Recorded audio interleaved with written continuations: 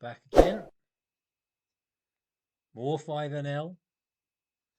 And I'm going to keep playing 5NL until I reach 50,000 hands in my poker tracker.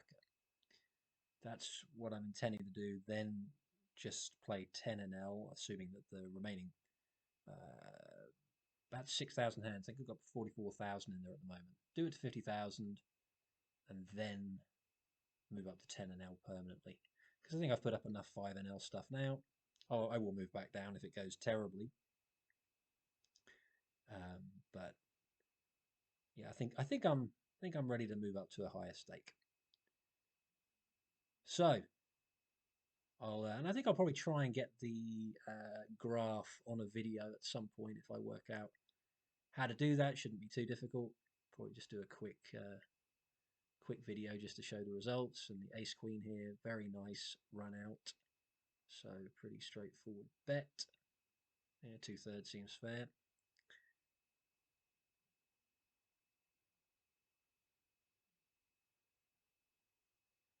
So I've just played today, which is a Saturday when I'm recording this, and played 1,500 hands today, and I won about $35. So Saturdays seem to be a good day. Maybe that makes sense that Saturdays would be the best because you've got people that perhaps just play once or so a week playing, so maybe the pool is a bit weaker on a Saturday. I'm not totally sure. Not that the 5NL pool is probably ever going to be like the best players, but yeah, been a pretty decent day. And a set of tens on the right on a board that my opponent is very, very rarely going to have a strong hand. So just going small.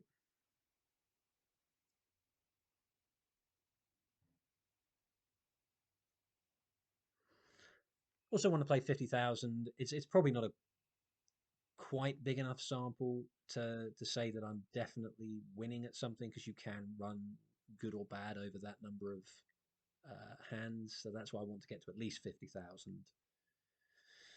My slight concern is that I do think I've run better than average, because I've had quite a few times of getting aces against kings or kings against queens. And when I played 10NL, it was the exact opposite. I played about 7,000 hands, and I just kept getting kings v queens and aces, kings v aces and jacks v kings and just stuff like that all the time. So 50,000 hands isn't a huge sample. I do have more. I've emailed Pokerstars twice now, not emailed them, but like done the contact us thing to try and get them to send me the history from back to 2013. I know that might be a bit asking a bit much, but it says that they can send you the hand history back as far as you like. So that's when I could get it from. Although that wouldn't include too much in the way of cash games. It would mostly be tournaments, sit and goes, spin and goes. I do keep a spreadsheet of all my winnings, but it would be nice to get it in Poker Tracker as well. Anyway, 3 minutes in, I don't think I've talked about a single hand. It's just been waffle. So let's see what's going on. Too much in the way of action so far.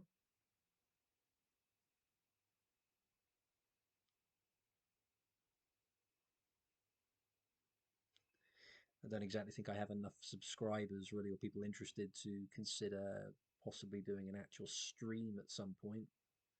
Don't know if anybody would be interested in that. Probably not, but might do one at some point. See if I can get a couple of people watching. Quite enjoy playing, quite enjoy talking while I play. Just a bit of fun.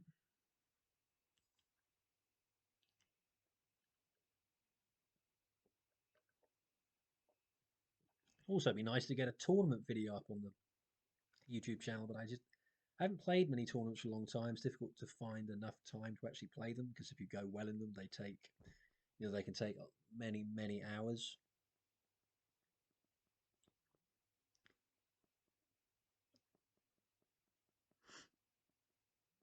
Bit of a loosey-goosey raise here with 8-6. It gets punished as it probably ought to. I suppose that I probably just did that on the basis that that guy maybe had very tight stats. So if people have tight stats, just you could almost raise any two cards, I think, profitably in that spot. King Jack, fairly tight fold. I think I'd like to have seen a 3-bet there against the cutoff.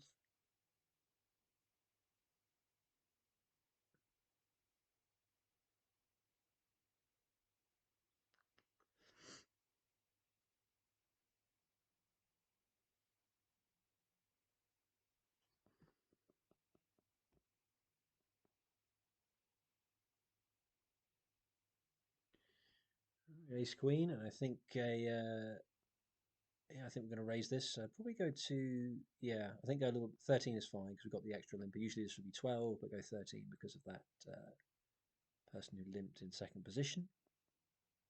Yep, nice.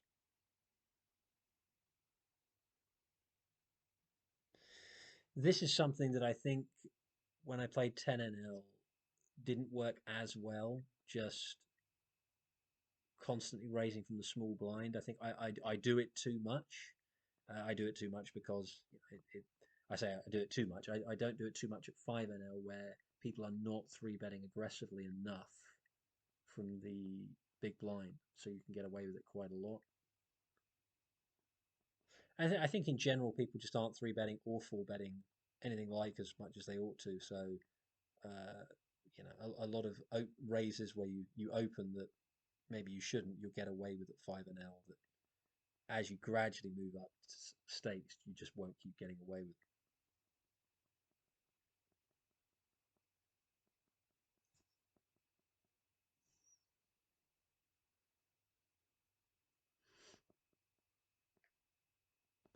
King eight of hearts here. I still think probably yeah, this could go either way with this. It's a 2.4 against none of the gun raise. Yeah, call or fold. I think are probably both all right.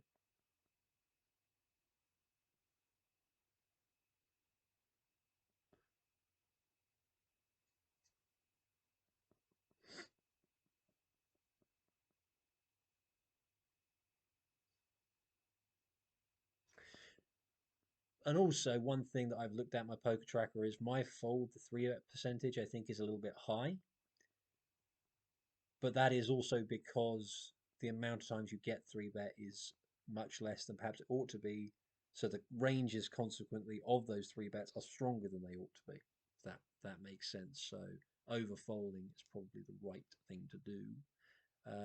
I've also, probably not clear in these videos, started throwing in a few more four bets to those three bets, um,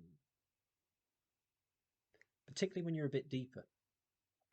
When you're 100 big blinds deep, it's a little you know, it's a little too easy for people just to shove ace king. But when you play like if you're a couple hundred big blinds deep and you four bet, people aren't going to just suddenly dump in 200 big blinds with ace king, and so it can be tricky um, for people to defend properly against that. That's something I noticed today. Although I am ashamed to admit it, I'm going to admit it. Didn't record it. I folded kings pre-flop today. I've the way the hand went, tens here. I raised the button. This was about 170 big blinds, no, 150, 160 big blinds deep, something like that. I raised the button. I had about 200 and something big blinds, but the guy in the big blind had about 150, 160.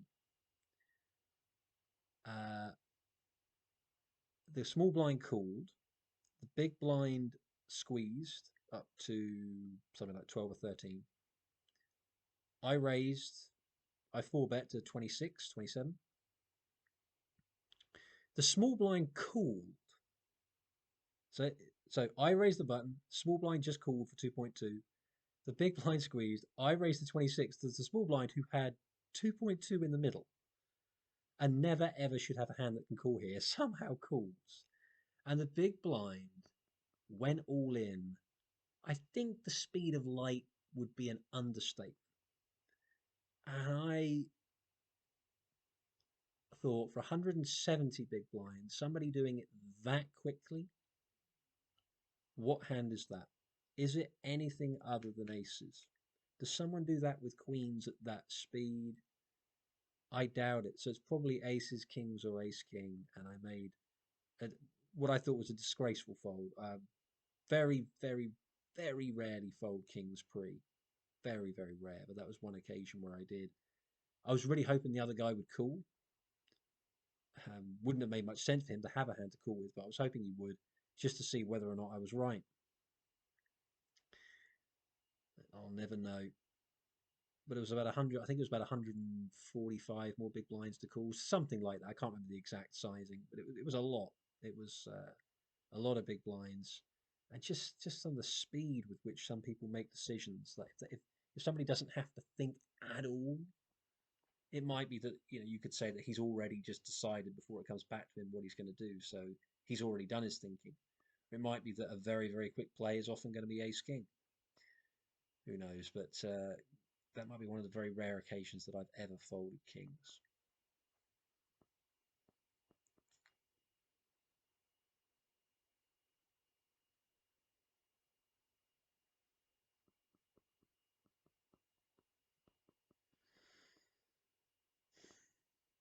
So this video is about half an hour long today, slightly shorter than usual.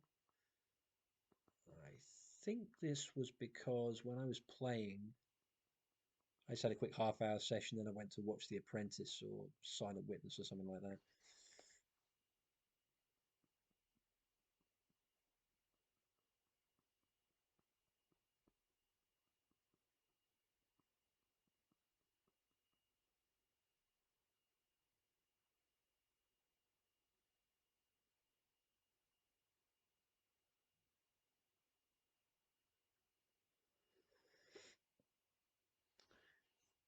So far, no major pots really to speak of, no particularly interesting spots. The tens a minute ago seemed like a pretty easy fold once the guy check raised to an insane size.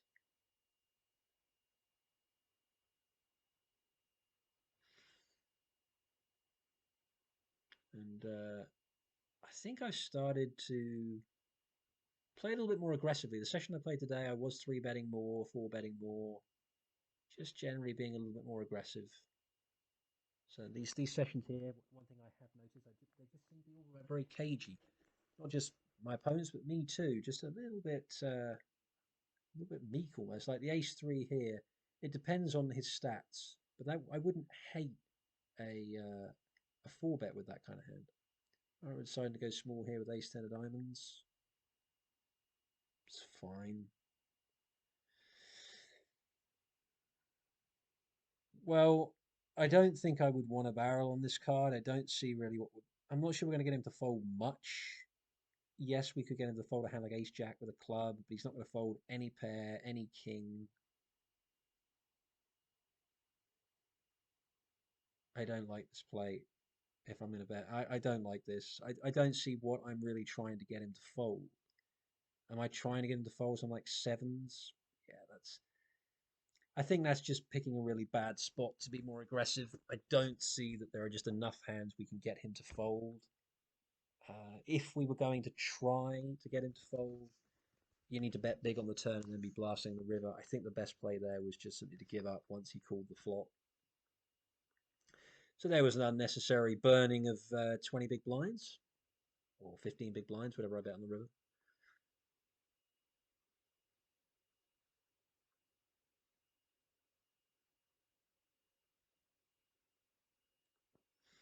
Particularly since had we checked that, we could have won. He could have had a hand like ace X with the club and just decided to play it that way. So that was, yeah, that was not a sensible play.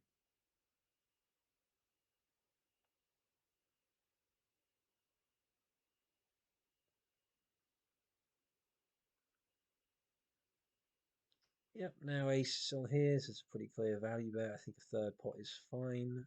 Yeah.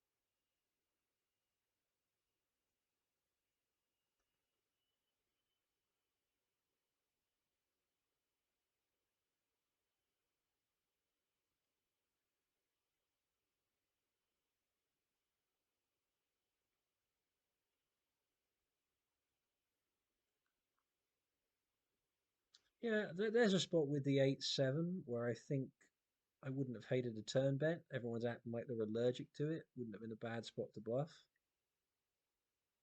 4-6, and yeah. Yeah, see, there's also looking for spots to pick up hands. I think that would have been one there. A decent sized bet on the turn likely would have got it done. I think it's just trying to be more observant in spots where people are obviously showing no interest. Just try and pick up some of those pots. People aren't going to be fighting hard enough for it. And the ace king here, just an easy call. Don't know what this guy is doing, shoving 40 big blinds. We're racing. Did we get there? Hey, how about that? Nice. Very nice. Uh, as weird as it is, those kind of hands actually make quite a big difference to your session. Like if you have that a few times, like 80 big blind swings here and there, it's really adds up. So running a bit better does make a big, big difference to your sessions.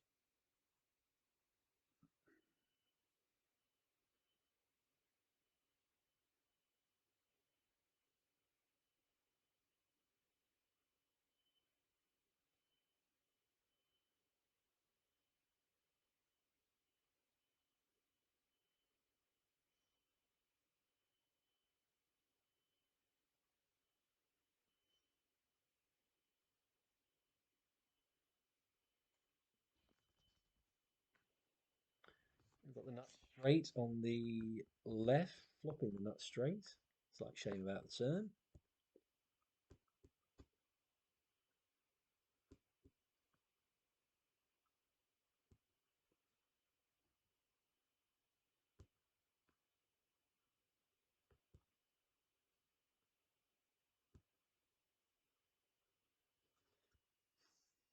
Give the check back with the queen 10. Okay. And deciding, I guess, just to give up on this particular hand. Yeah, sometimes again, that's just being to me. That's being a little bit too passive. Like the flop there, don't hate half pot c bet. Like the king high ball, a lot of kings in our. We've got a lot of kings in our range. Yeah, you're going to get called sometimes, but we do have some backdoor draws. We can barrel on a diamond or a jack. I think I'd just like to see a c bet there. People are going to just fold, overfold the c bet. So a little passive again.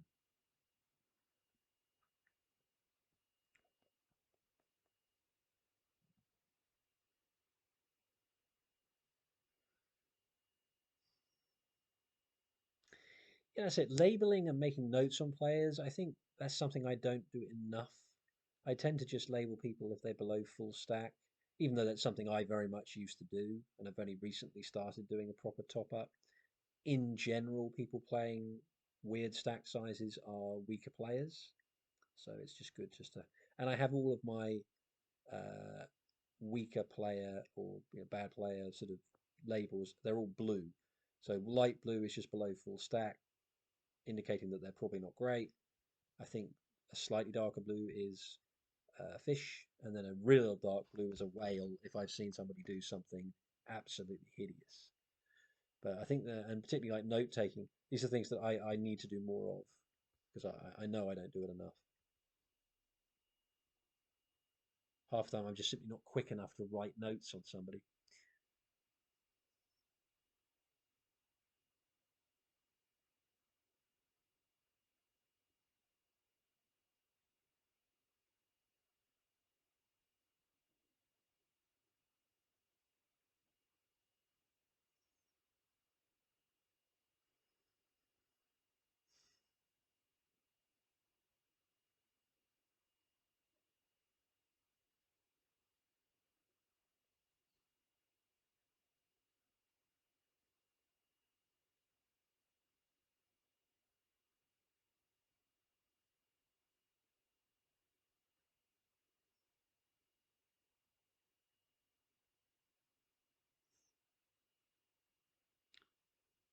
Go for three bet here with the queen ten of spades, and as irritating as that kind of min raise is, I think it's best just to get rid of it when you've got no hand.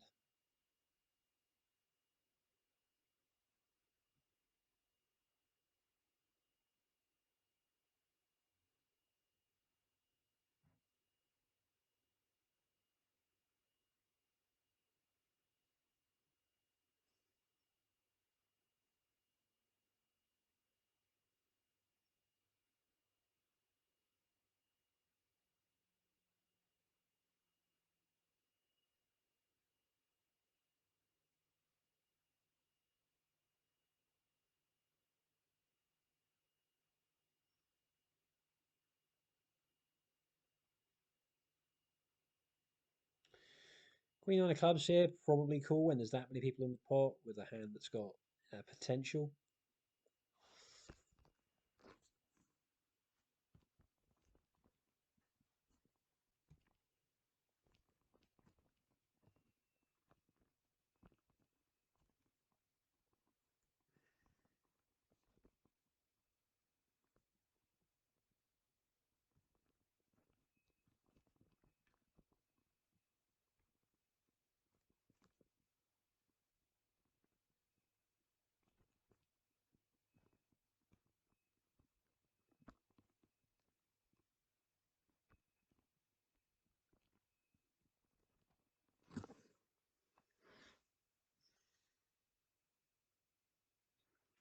And on a board that dry, top left, it's just a standard third with range on this board.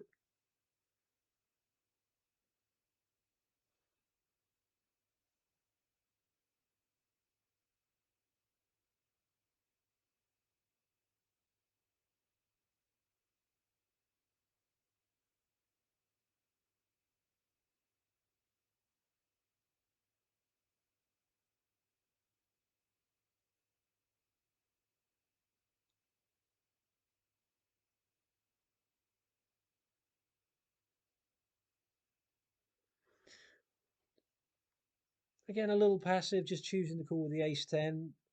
Against the min raise, I probably would just like to see a 3-bet. You're going to take it down a lot. Yeah, it's going to suck if you get 4-bet. Just calling, missing, and check folding, bit weak.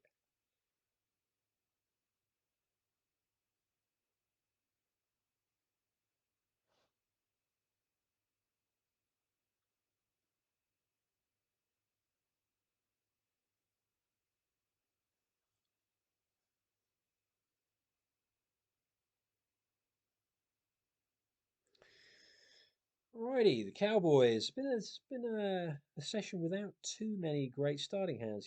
Recently, they've had a lot of good starting hands in sessions, but not so much in this one. And we get a very welcome 3-bet. Am I going to go all in here because he's just on half a stack and I think he won't fold?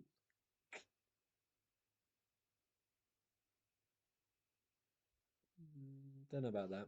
I don't know what would be the best play. Question is whether just making it smaller looks stronger than that.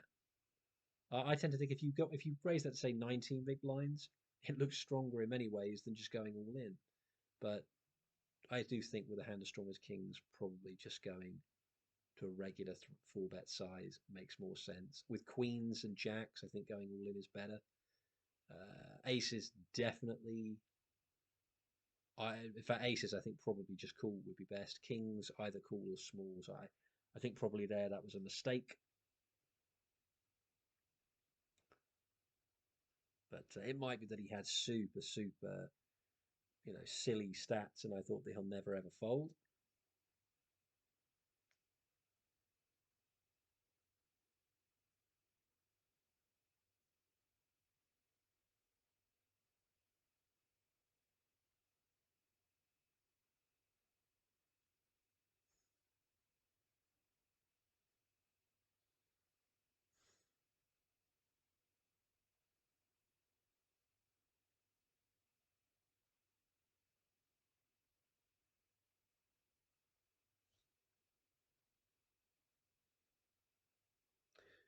Flopping top two, we enjoy that.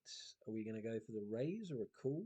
A little passive. I think I would have liked to have seen a raise there. I think this is a board that he's going to hit quite frequently. If he had a hand like ace queen or even kings or aces, we really want to get some chips in. I would have liked, so I think I might have liked to see a raise there. We can't really raise this card. Uh, yeah, I think this is simply just cool. Certainly can't raise now. The king is a shocker of a card. So, yeah, just stick the call in. He has king 10. All right. Works out. I think, though, raising on the flop would make more sense. Probably made more chips as it happened on this occasion, but I think that would be a hand we want to see a raise with.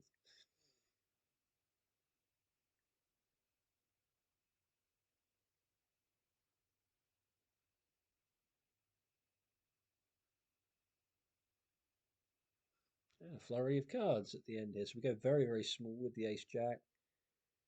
I know what I'm doing here. I think that I'm just betting small, hoping that this person is going to just passively call with a hand like, ace five with a spade and then give up. It's not that it's great play. It's just against people at these limits. That type of play I think can make sense. And then check the river, probably calling. Jacks on the left. Did we raise any donks? 7-6. We decided to go for the call again. It's just a little bit passive.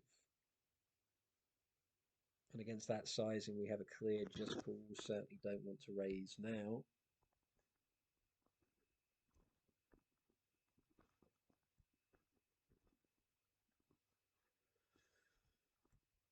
And I would think this is a pretty clear value bet with the jacks. Don't have to go huge, but he never has a... Okay.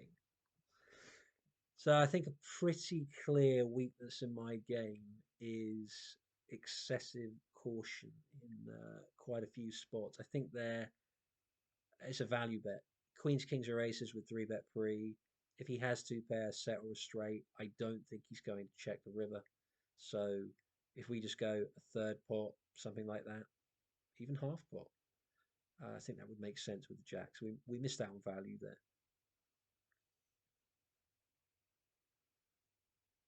Okay, like to see a 3-bet here with the sevens, and I again just call. This is something I wasn't doing today, and this is a couple of weeks ago, or maybe not quite, maybe a week ago. So my play is sort of fluctuating. Looking back at sessions, I'm just noticing that passivity that I'm not conscious of so much when I'm actually playing.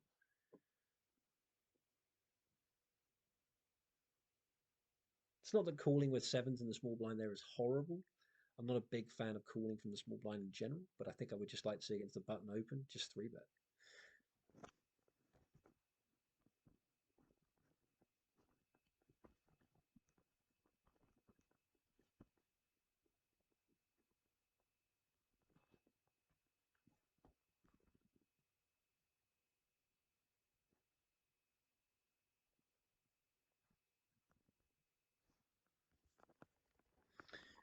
Right, looks like we've got the aces right at the end here. It's only got a minute or a minute and a half left, so this might be close to the last hand.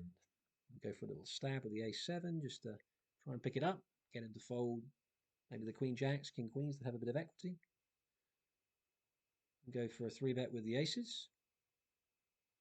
Guy calls very quickly and we get a pretty spectacular board. Tiny bet here. Yeah, I like that. Just go really small. Could even go smaller, could go 3.8.